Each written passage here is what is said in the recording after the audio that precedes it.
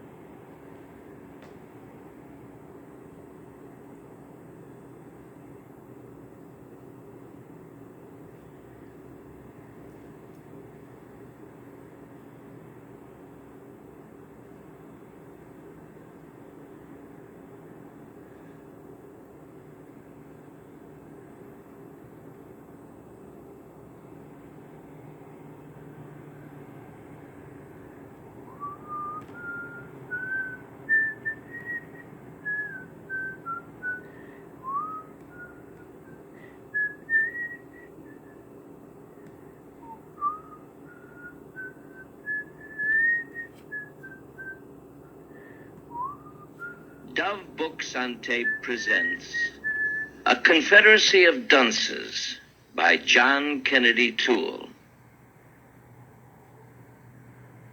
A green hunting cap squeezed the top of the fleshy balloon of a head. The green ear flaps, full of large ears and uncut hair, stuck out on either side like turn signals, indicating two directions at once. Full, pursed lips protruded beneath the bushy black mustache. In the shadow under the green visor of the cap, Ignatius J. Riley's supercilious blue and yellow eyes looked down upon the other people waiting under the clock at the D.H. Holmes department store, studying the crowd of people for signs of bad taste in dress. Possession of anything new or expensive only reflected a person's lack of theology and geometry. It could even cast doubts upon one's soul. He contemplated the long while that he had been waiting for his mother, and therefore did not notice the two eyes that were hungrily watching him from behind one of D.H. Holmes' pillars. Two sad eyes, shining with hope and desire. "You got any identification, mister?" the policeman asked in a voice that hoped that Ignatius was officially unidentified. "Let me see your driver's license." "Is it part of the police department to harass me when this city is a flagrant vice capital of the civilized world?" Ignatius bellowed over the crowd in front of the store.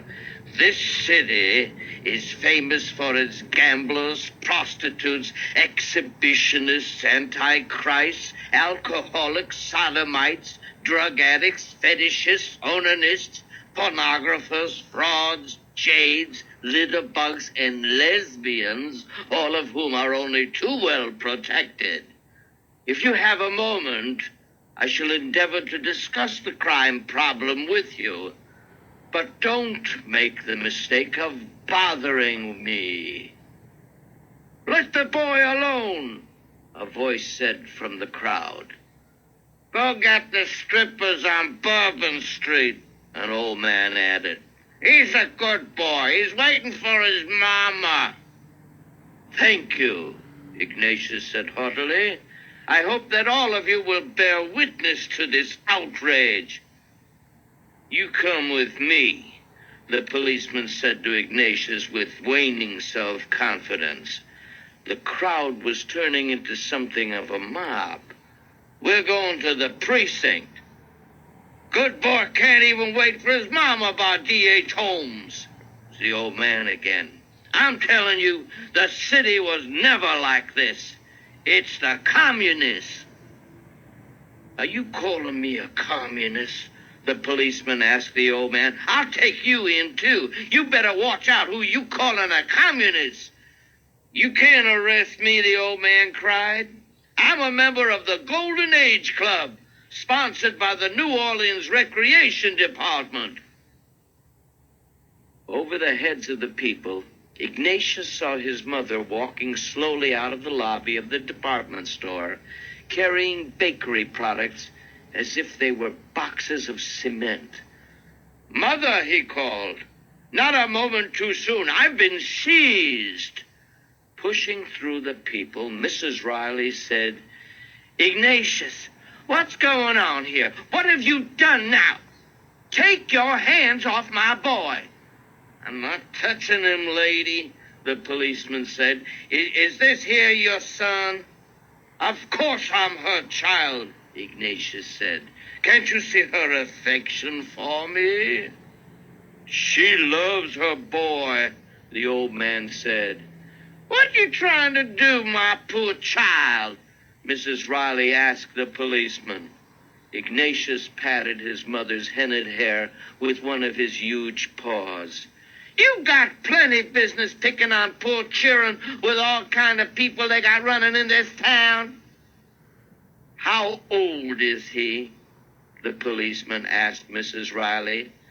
I am 30, Ignatius said condescendingly. You got a job? Ignatius has to help me at home, Mrs. Riley said. I dust a bit, Ignatius told the policeman.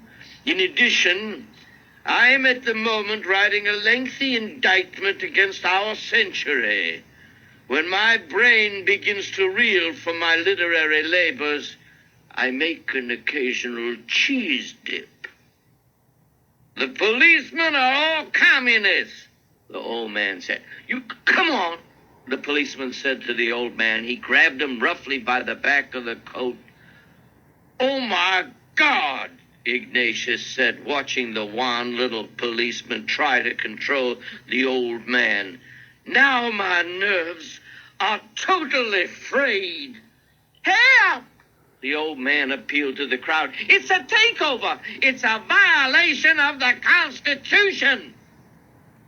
He's crazy, Ignatius, Mrs. Riley said. We better get out of here, baby. Mrs. Riley pulled him around the corner onto Bourbon Street, and they started walking down into the French Quarter. She pushed him through the door of the Night of Joy bar. In the darkness that smelled of bourbon and cigarette butts, they climbed onto two stools. My God, Mother, it smells awful. My stomach is beginning to churn. You want to go back on the street? You want that policeman to take you in? Ignatius did not answer. He was sniffing loudly and making faces. A bartender who had been observing the two asked quizzically from the shadows, Yes? I shall have a coffee, Ignatius said grandly. Chicory coffee with boiled milk.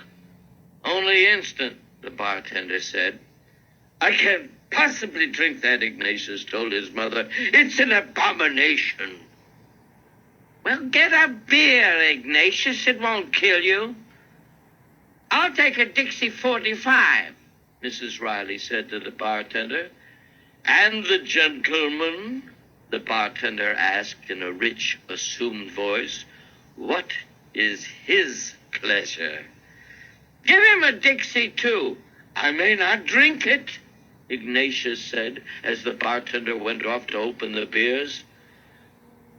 They got strippers in here at night, huh? Mrs. Riley nudged her son. In the precinct, the old man sat on a bench with the others, mostly shoplifters, who composed the late afternoon hall.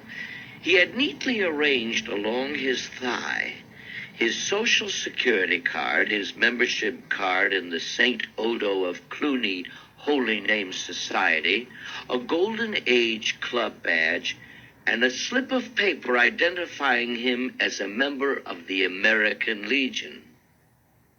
A young black man, eyeless behind space-age sunglasses, studied the little dossier on the thigh next to his. How come you're here, man? I really don't know, the old man said glumly. I was just standing in a crowd in front of D.H. Holmes. And you lift somebody's wallet? No. I called a policeman a communist. Communist? Woo-wee!